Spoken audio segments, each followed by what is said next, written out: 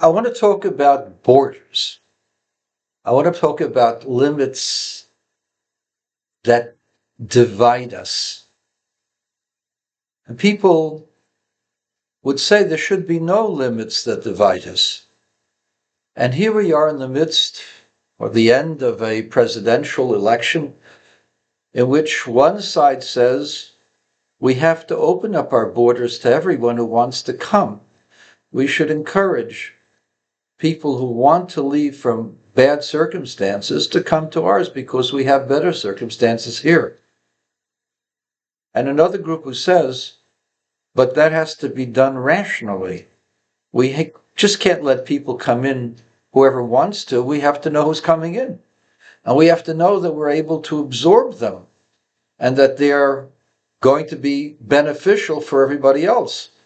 And on top of that, people who want to come into our country have to share the values of our country. They have to be willing to accept the Constitution as the way we live. We can't have people coming in and wanting to impose their ways upon the rest of us. And that's the argument of one group against the other group. And what exactly happened on October 7th? On October 7th, there was a breach of a fence of a border that was meant to protect the citizens of Israel. And people were lax. They thought nobody really wanted to do us harm. And the border, we really didn't need a border. What we needed was more understanding, more love, more caring. And no place in Israel exemplified that more than Kibbutz Be'eri, where they invited many hundreds of Gazan residents to come there, work there, be entertained there, be fed there. And all the while, those people were making notes as to where the vulnerable places were, where people could infiltrate, could kill a lot of Jews. And the reason why they were able to breach the wall was because we became passive. We didn't really think that we needed a wall. We thought it was, let everybody come in who needs to come in. Kol dichfin yesev yechol, who wants to can come and work in the country. There's a lot of jobs. Israel needs workers, needs construction workers. We need people to pick our produce, to pack it up in the factories. So let anybody who wants to come and work. In the end, the open border turned out to be a disaster. And there was another element over here. There's the border between what's appropriate for a Jew and what's not appropriate for a Jew. A music festival is a wonderful thing for teenagers to enjoy. But I'm a rabbi, and I represent 3,300 and almost 40 years, 3,336 years of Jewish survival with the Torah. And I don't present myself as the ultimate in being zealous. I present myself as a person who's become convinced of the ways of the Torah and that we need, as a society, to have standards. And when we have a festival on a Shabbos, on the holiday of Simchas Torah, near the Gazan border, the content of the musical festival was egregiously non-Jewish, perhaps disgustingly vulgar. That this was a breakdown between the standards of what the Jew traditionally stood for and what the outside world would like us to be like. I know that there are people who say that there's no difference between Jews and the rest of the world. I beg to differ. We are an ancient people. We have a tradition. That tradition is called the Bible. And that's the basis of all the major religions of today, of most of the world, or certainly a good part of the world, maybe half the world, or 60% of the world. But our tradition is the basis of the morality and the religion of a good portion of the world, the majority of the world. And that tradition preaches a standard of ethical and moral behavior. And that ethical and moral behavior is actually beneficial, not just beneficial to an old fogey like me that I can't dance and gyrate, nor would I look good in a bathing suit. It's not the point. It's good for those who look good in bathing suits. The standards of the Torah are not meant to be punitive. It's meant to be benefit. And therefore, because it's meant to be a benefit, we shouldn't poo-poo it. We should uphold it.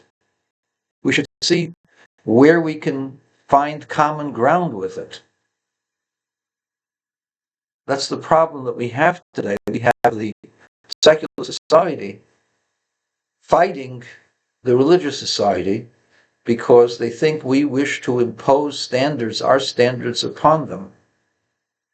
We don't want to impose our standards. We wish to live by our standards, and we wish for you to know what the standards are supposed to be for all Jews. And you can make your decision after you've learned about it. The problem is that the secular society in Israel doesn't want to even discuss it or know what those standards are. Any discussion of religion, and all automatically said that you're from the Middle Ages and you wish to impose Sharia law upon us. There's a vast difference between Halacha and Sharia law, number one, and number two. It was never had to be imposed. People wanted to do what the Torah said. It's only that in modern times, because of economic difficulties, because of persecutions, it became more difficult for people to follow the tradition, and therefore many left. But given an opportunity to study, an opportunity to know, there would be hundreds of thousands, if not millions, more Jews, especially young people, who would be attracted to Jewish life. And they would be attracted to the ways in which our people lived. The problem is misinformation and a lack of dialogue. But let's get away from that for the minute. The very fact that there was a decadent musical festival a few miles out of the Gaza border, that was one of the main targets, one of the main places where hundreds of Jews were murdered, and that this took place at the very place and the very day that defense was lacking on the border, shows that there's a connection between them. I'm not telling you to stop enjoying modern music. I would be happier if you did stop it. I'm not telling you to change your ways of clothing, although I would be happy that you would dress more modestly. I am saying to you, think about the consequences of your actions. There is nothing more enticing to a boy than a pretty girl, especially if the pretty girl shows skin. And I'm sure that is vice versa. We are attracted to each other. The question is this positive? Does this bring out positive results? Does it bring to more children or less children?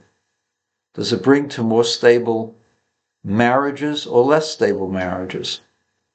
And I will posit to you that the result of immodest dress, immodest verses in music, immodest musical festivals bring less. They may make for more sexuality, but they make for less families, less love of children, an unhealthier society, a society where family values are undermined. So think about the consequences. Think about what it is that you're trying to get. For a boy, you're trying to get a girl that's good for you. If you're a girl, you're trying to get a boy that's good for you. And what's the purpose of all of that? To have some fun for a few seconds or to last a lifetime? And if you're looking for something that will last a lifetime, how is a music festival that only suggests some kind of fling for the moment, how is that going to be helpful for a lifetime? And the net results are that those who follow those paths have less stable marriages, have less children, and are less happy in their married life. So I'm not telling you to change radically. I'm asking you to look at the goals of your actions and see if there isn't a better way of achieving your goals. If your goals are not to have kids and to have an unstable marriage and just to have one night stands, if that's your goal, then I guess you continue doing what you're doing. But if your goal is to meet someone to share a life with, to share a family with, to have children with, to have those children bring you happiness, then I think you're looking in the wrong place, in the wrong venues. And somehow or other, you weren't given the right information. It's clear that the southern border needs to be protected, not because people shouldn't be allowed to enter the country, but it has to be done in a logical way. We have to make sure that the people entering shouldn't be criminals and shouldn't destroy our society. We also have to make sure that we're able to absorb them and that we should be able to choose who we want into our country. It shouldn't be a free-for-all. The same way, there has to be a border between ourselves and the rest of the world, or between ourselves and how we conduct our lives. We have to see what is the result. What is our goal? In Israel, the goal is security, to be able to be secure so our kids, so we can have kids, and that the kids can go to school and not be afraid of being bombed. So you have to have a secure border and a secure country. But you also want to have children. You want to have lots of children. You want to have those children giving you pleasure. And therefore you need to have different kinds of musical festivals. Festivals that encourage lasting relationships.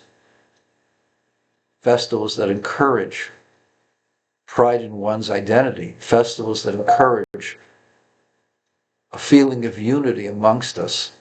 Festivals that encourage our connection with God.